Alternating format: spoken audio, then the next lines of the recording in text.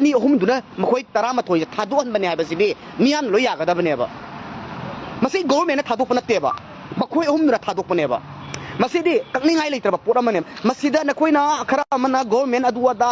government ge against leigira ai leigira ama leigira adu amda kem leite social media da mayam ge ai ge su apamba mai apamba khudimak ki apamba mai ge apamba loi phungdok na re ba ai ge su ai ge apamba phungdo e ai ge wakalon phungde phungdo matunda adum good comment na diame negative comment zo dum lai ai wakalon live to ina phungdok charage phadana natraga di caption da iri ba potse pabada sauna pabu lem bi ai nuaina harauna pam basu ai yamna soking oina param basu ai nupi ma kaina rakanda message ta thara kanda man thari ji kaino khangda bai type ta ko ado adumaina pabu yaure caption ama iba matamda post ami iba matamda zu khangda bagi adugi keno je khangda mi yaure live ta thadoge masida mayamna saungira sauroi gira amoi gira ai madu to tawde hojik kuki gi makoi 13 thadwe aduga maitai gi ani thadwe ai adum he haijari jini makoi ni kan bahai base akoi gi first priority ne ba ahan ba priority ne ba government oigera micham oigera miyam oigera police oigera whatever amoi jano ba first priority pi bane ba makoi ahan ba kan bai je mathau tai ba makoi ahan ba kan ba matam da kari sijina gada ge habadudi government na miyam ama sinara ga ma torga tawsanu whatever ma tawsanu ba kana ko bakha leidi nana ngangi ba makoi ani do ngang ga nate makoi um do ngang ga ba nate aduna te adana te na hayaba government da chayu hayaba pai kari moi ani gi matang da government te do kadai dano makoi ahum chaluraga lamhangnaraga kuki singna phagraga aina government da chaido se karamba moong da chayu haibano chairage ba government da chaido se kadai dano ba misam na sorai su government da amator su government da chaiji haira ba adu si hairaga su government gi misang changi adu tore machum char ba hekane ba gada ai ngasi baw da government gi site gi siki buk lo phangdri phangi hairimni amda phangdrimni adu ama mo haige kana gumba khrandi hai negative ti urunu adum positive ta dum khala kan tawsiena negative ama duna kuki mayam ama na viral ohilakwine ba negative ama comment ama na kuki singi lobby orektoini kuki singi propaganda orektoini hai basidi miyam ju khangdre ba adu secondly first priority da akoina makoi ni kanbase pire makoi kandringai da makoi phara matung da akoina pressure ji government da pire ba miyamna government da piri ba pressure je karino hairagadi makoi ani do thadok pira u haina banbu ko khalai ne ba adu tawba matam da kana gumba khrana ju hairi social media ni ko mi phari se thobal khaktagira adu khaktagira na haiba ma ai je thobal macha na te ai je sagol ban macha ni sagol macha aina isagi post isagi live makoi ani kannabagi da makta ai live thadokre post tawgre mayam ma tawgre kuki gi ai gi post ba da kuki group ta dum phange ado aina haijani sidi makoi kanna bo namam tamda akoi by hook by means tawraga akoi je kalle huji makoi thadure ai gi wanate mayam gi honaraga mayam government na decision am lawraga makoi je kan khale kalle purla e ado makoi taran mathoi thadoi be pose akoi loi penadre ba ai su pendre ba but makoi ani ahum duna makoi tara mathoi thadon bane ha basidi miyam loi ya gada bane ba masi government na thadok panate ba makoi ahum duna thadok bane ba masidi kakningai leitraba pura mane masida na koina khara amana government aduada government ge against leigira ai leigira ama leigira adu amda kem leite na koina masida ai government chaina traga chai di haibagi keno ju pibagi mathau su ta deba ai government employees natte adu mathak ta ama su natte government na aramba tawira tawde adu natte in 1999 da India da prajamisam myam pharaga moigi keno terrorist sing thaduk kadam ne adu tawdam ni haibagi myam su thengnaram gadra na khale ai ju thengnagi adu ada loi tokthokraje akoi gi miyama micham ama kanba kuki gi 13 kanba haibasida myam ama na pendaba sidi adum laugani sidi laugane ba myam di haide ba akoi mi kansi kanna bo na si kalle kalakanda mu agoi government da mu chaide no masidi lali sigi step sidi am lali no engo ta chaigira har kira ma toge to masi matang sida di government chaiga dabani haibadi langani makoi ani ahum gi matang sida di atopa government na lang loisan bangam di haibasigi pen da badi khoi lauji loisan lu adu to wada to kuki singi adu to wi kai gino na ado moi diplomacy tarama thoyo thaduk traga atopa upai means kari to bi ai haibase makoi thiram bi ai ya dabadi to rombo bi adu government ju pangan soli manam kai gino habin tamda makoi government na kotugi mafam da government na phagraba makoi 13 je government gi khutta leirabane ba that's mean makoi 13 do mara leiri haibane ba mara leiriba mi do thadok pai basidi amulom da la leba maramdi mi ani do mara leiba natte aduga central government central forces ju chatlaga ngasai gi mi do kanna bagi damak chatluine ba adu kan bagi mahutta ngasai onna ba extend so basina karino har gadi terrorist amana michap ama pharaga ransom talaga demand toraga pi ba basina kari option no har gadi terrorism gi system ne ba masidi hoji phawda government na makhoi terrorist ni hai jikar gi no ba kana uma khara hai three sabam yauri ba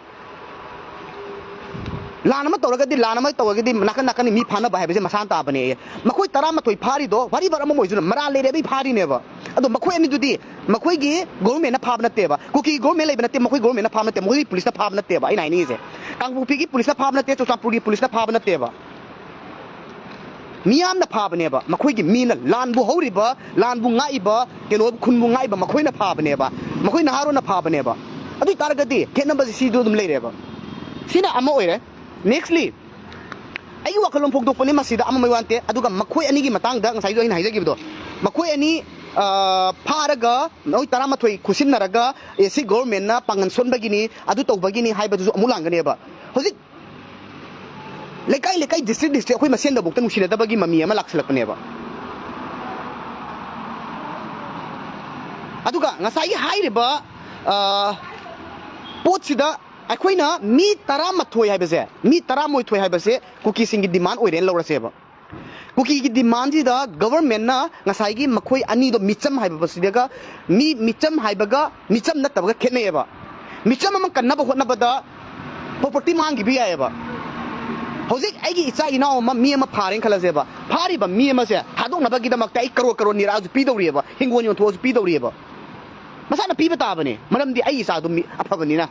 अदुमाइना कन्ना बोनरपने अदुबु मखोइनी दो गधा ने बा इन हाइनी इजना गधा means करिनो हाबे मतमदा मखोइनी गतन अहुमने मखोइ Moina ngसाइगी कुकीगी मखुता चलकांदा cookie सिंग treat तौरगा तौर अदुदी high जादबदी हाइबनी ओ accept तौवेबा अदो मखोइ अहुम गतन नते मयाम म थुलखिनेबा मसिदा मखोइ चे हौद्रगदी तुंगदजु म्याम थुलखिनेबा तुंगदा म्याम थुपुदुरबा पामिजे म्यामना हुजि चेगदमने मखोइ मखोइ ये सोइबदो सोइदरबा तुंगदा अतैना सोइदनबा अखोइ चेहौगदबनेबा मखोइ अहुम खकी वांते मयाम से चेहौगदबनी हाइगदबनी नोइना गधाउइबगी अदु तौबगी अदा तौबगी कुकीगी मी 13 फागिबदो थादुरैनेना चेगदबनेबा हुजि मोइ चेरे नुसिदबै नतेबा हुजि थादुरे पोसे मखोइगा मी 13 ओनरैनेबा अदु सि हाइरगा आईगी वखल लोन अमा फोंदोक पाइबसे एज ए प्रजा मोइना फोंदोकदबनी हाइगदबनी तौबतबु मखोइ अनि दो अखोइना कनखलगा मखोइदी हुजि यंगो वीडियो खरा थागलेबा मखोइनि कनबगी कल्ले हरावेबा केदोबगी मैते अमा लाकपा मतमदा मोइ अनि तोकरो वारिनि अमा हार खरगा मतुंदा अमा तिकलो अदुबु हरावदोइनेबा अदुबु मखोइनि कल्ले मी उम फंगे अदुबु अखोइ इचन लिनथोइदि हेमजिन मखोइ फंद्रिबनेबा अदुगि दे अखोइ ngangnabra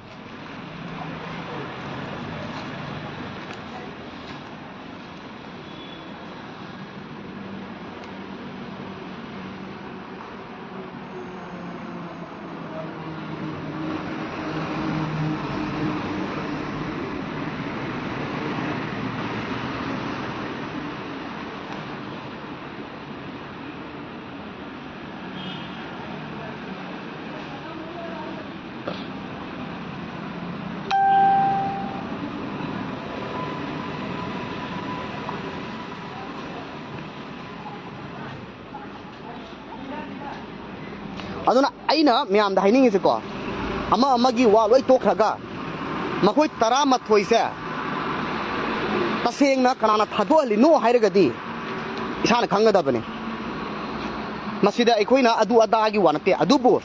कुकी सिंगना मी फारगा तोरपजे टेररिस्ट की लिचटनी टेररिस्ट की थोवोंगनी मसिदी गवर्नमेंट ना लाथोकदबने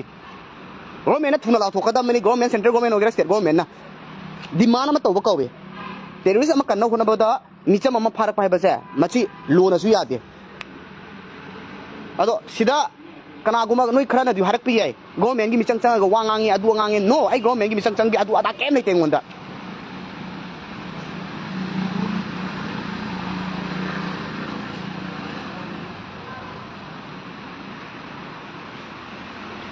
अदुना हौजिक चथोक पदम तमदा ai comment khagara pai ko comment me am ai ju pa ba ji ka no tok dem ni na pa ba hi te means chingkhat pa heta mangi pa ge tor kan da ko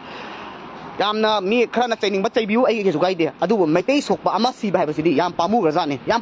adu tung na thok ta na ba gi da mak ta tung da he na nga sai pang i ba ga dha jing ja thok ta na ba gi da mak ta khoi ge to lama ma chathuk pai ba si bu tarai thai lo cha thui huji lan to rim ne ba aina lari ba mafam si baw ba da kana na kari tor kani hai ba ngam de adu ma da gi cheksel le bai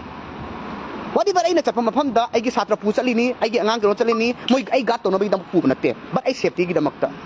adu si mafam da hekta moi na to hani ngai le te tor oi thai nai te ba adu yam cheksel na chali ne ba adu sigum ba me am ma to po si da manipur gi manung du da manari adu tawre adu chalu bane na akoi si do amu haina je ba kana ma khran di hai re ba asam le fatin tin chai re ba ado asam le fargi recommend chat le ba asi sigi posin ama chakra se sidi hingna na bane na khala se pare sigi jina adu tung da thok da na bagi da makta makhoi ahum si je sida na ta ba atai thok da na ba thina ngang ga dam ne ba ina haini jina mi ma kan na bam dam da mi tara mang ha ba sine ba ina haini je masida me am na ingon da thina ngang gera I don't care ai adu ide ta thodok pa leite thina ngang gera chumna ngang gera phana ngang gera aduga government na sol is karino am da huji phaw da terrorist ne lauk thukta ba je central government da state government na pressure kan to da ba sima din waite manung di torom ba di ai adu ma pan thok na to da ba sima din waite central government da cookie sing na simaina dabi ta laga pi ba ba sidi terrorist ki kino ni ha ba sidi accept to bam ga thok ne ba moina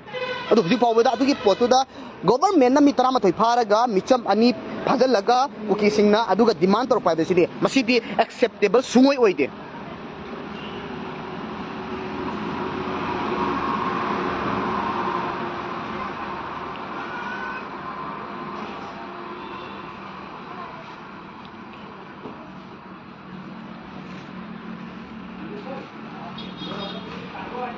ai ni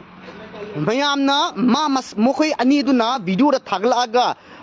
keno to nganhan ba khuran ba adu to ba da to bai de sidi nature ni ai nature ni mi cha mai manung da tara gum ba di daga ta de ni haning halu hai ba di ngambi ai adu 90% di moi hai ba ngammoi maram di kaingo da ai to char to ba da ama to raga bu ai sini hingni khangdam ni na ngasa ai moi na hai wa ha ba je dum hai pata ba ni but mathamoi na hekta yani ga hai ba su na te ba makoi na hekta makoi ani duna video da thadure hai duna makoi ani duna manipur na traga makoi government na makoi cookie sing apam je pbu khopi or hai ri se hekta pihaning dana kyo to haning dana cookie bunu si dana hekta hai bana te ba hai dia da bagi hingna bagi ong ta hai rak pane ba masi ju ichin nau sing na loi khangje ba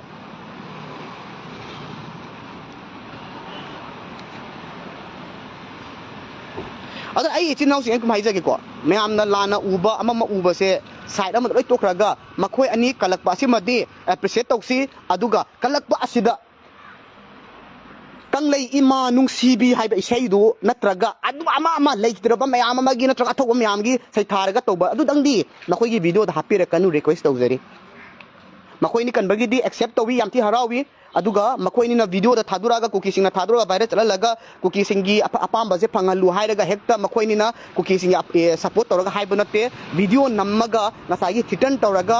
hat kani natraga di to kani masana harapata bane sidi aina haibado jama da 90% di adum haigani 10% di haigi da biyai haninga halu harki biyai adu sijina aikoi da manu side natra adu togde habase adom da chakumsi just makhoi ahum na maram moiraga moi tara mathoi de thadoi haibasi madi accept tausi makhoi ahum nate mi ani na maram moiraga makhoi tara mathoi accept towen lausi ado makhoi ahum na maram moiraga tungda lakada ba chatpiya da ba jaga singse masi makhoi fajana section na thamji haibase ai message su pijari aduga amana government gi site ai request am tawjari madudi any chatpiya dre haiba jaga crossing jaga haibidi lambi phangba jaga da post ama hangdokpiu police ki state force ki police ama outpost ama hangdokpiu adu si mafam ni chatpa ya dia ba je phajana tawbiu masidai sora pa me ama leitab na te aduga he tongba yam yauri akoi meitai bacha singda he tongba tongninga tongni dakata de adu tongni noi kai ye na tongba yam yauri masi tawbi ganu he tongba se phatte yam phattaba pot amani ko aduga government ju strength oi biu kenoda central government da pressure pibiu hai riba makoi smai demand tor pase masidi yam thina strongly condemn towi ai ju nuaite aduga makoi na hujik pen daba ama kholau lauri ma haukip thadok na bagi damakta nangna ba pota moi tara moi thoine thadoi makoi tara ne sirasu yara ba ngakte ne ku kisingna admai toraga post thaga no ri ꯃꯈꯣꯏꯗꯤ ꯃꯤꯔꯦꯝꯅꯤ ꯃꯈꯣꯏꯗꯤ ꯀꯩꯅꯣ ꯍꯨꯔꯥꯜꯂꯨꯕꯒꯤ ꯑꯗꯨ ꯇꯧꯔꯨꯕꯒꯤ ꯐꯥꯕꯅꯤ ꯃꯣꯏ ꯊꯥꯗꯣꯛꯄꯩ ꯃꯍꯨꯠꯇ ꯀꯔꯤꯕ ꯍꯥꯎꯀꯤꯞ ꯀꯩꯅꯣꯗꯣ ꯃꯥ ꯍꯥꯎꯀꯤꯞꯇꯣ ꯑꯗꯨ ꯊꯥꯗꯣꯛꯀꯗꯕꯅꯤ ꯑꯗꯨ ꯇꯧꯗꯕꯤꯗ ꯃꯈꯣꯏ ꯀꯥꯟꯅꯗꯕ ꯃꯈꯣꯏ 11 ꯊꯥꯗꯣꯔꯛꯏ ꯀꯩꯒꯤꯅꯣꯅ ꯑꯗꯨꯃꯥꯏꯅꯁꯨ ꯀꯨꯀꯤꯁꯤꯡꯅ ꯀꯃꯦꯟ ꯄꯤꯅꯍꯧꯔꯤ ꯃꯈꯣꯏ ꯒ꯭ꯔꯨꯞꯇ ꯑꯗꯣ ꯁꯤꯒꯨꯝꯕ ꯃꯌꯥꯝꯁꯦ ꯑꯩꯁꯨ ꯎꯔꯒ ꯄꯣꯁꯁꯦ ꯇꯧꯕ ꯌꯥꯕ ꯌꯥꯗꯕ ꯑꯗꯨꯒ ꯃꯌꯥꯝꯅ ꯑꯩꯉꯣꯟꯗ ꯅꯦꯒꯦꯇꯤቭ ꯄꯤꯔꯤꯕ ꯍꯧꯖꯤꯛ ꯄꯤꯔꯤꯕ ꯁꯨꯃꯥꯏꯅ ꯍꯧꯈꯤꯕ ꯄꯥꯁ ꯑꯩꯅ ꯑꯉꯥꯡ 3ꯗꯣ ꯐꯥꯕ ꯃꯇꯝꯗ ꯍꯥꯏꯔꯤꯕ ꯑꯩꯒꯤ ꯄꯣꯁꯇꯣ ꯑꯗꯨꯁꯨ ꯅꯩꯅꯕꯤꯔꯒ ꯄꯥꯕꯤꯔꯒ ꯀꯔꯤ ꯋꯥꯈꯜꯂꯣꯟꯗ ꯉꯁꯤ ꯍꯥꯏꯔꯛꯏꯅꯣ ꯍꯥꯏꯕꯁꯦ ꯍꯧꯖꯤꯛꯇꯤ ꯆꯩꯕ ꯌꯥꯔꯦ ꯍꯥꯟꯅ ꯆꯩꯗ꯭ꯔꯒꯁꯨ ꯍꯥꯟꯅ ꯁꯤꯖꯔꯁꯨ ꯑꯗꯨ ꯇꯧꯁꯦ ꯑꯗꯥ ꯇꯧꯁꯦ ꯑꯩ ꯉꯁꯤꯐꯥꯎꯗ ꯍꯥꯏꯗꯦ ꯍꯧꯖꯤꯛꯁꯨ ꯍꯥꯏꯗꯦ ꯀꯩꯗꯧ ꯁꯤꯍꯟꯅꯤꯡꯗꯣꯏꯅꯣ ꯕꯠ ꯋꯥꯈꯟꯗꯣ ꯈꯔ ꯊꯥꯗꯕꯤꯌꯨ ꯍꯥꯏꯕꯅꯦ ꯏꯆꯤꯟ ꯏꯅꯥꯎꯁꯤꯡ ꯌꯥꯝ ꯅꯨꯡꯉꯥꯏꯇꯦꯕ sida kulai pai basing na ichina naw singna natraga thang ten pai bai ichina naw singna khun ngak dana chendana chongdana tawri ado ngamdaba kaya amana su hona ba ya ba sel gi oiraga su thongna gi oiraga su mateng pangnari aduga sigumba kaya ama tholaga target se sum ama eno mu uhleba ada idi amu keno pendri ni adu tawdena kuki gi mai paw adu tawe ada tawe ha video su viral mo khale sigumba su pamde sigumba didi hingnabne haiduna su ai ma adu aduniya na haraga di ai de du madi haibangam moi ai gi oina ko fana ai hingnabani haiduna nangi lai sanami ji aduni hai warga de they can muina hading mado hata sunu na khalani adu matang du da de ai gi oina ni ko mayam na kari khanmano de khangde kari gumba ai gi sanami lining se aduni na adu pigani adu tawgani na adu hairaga di fatabarom da sanami do aduni hairaga di na I never ai adu madi sungtok tawra ai gi oina ko sima de ai no chawthong na haige aduga nasai gi mi chami manung da 10% di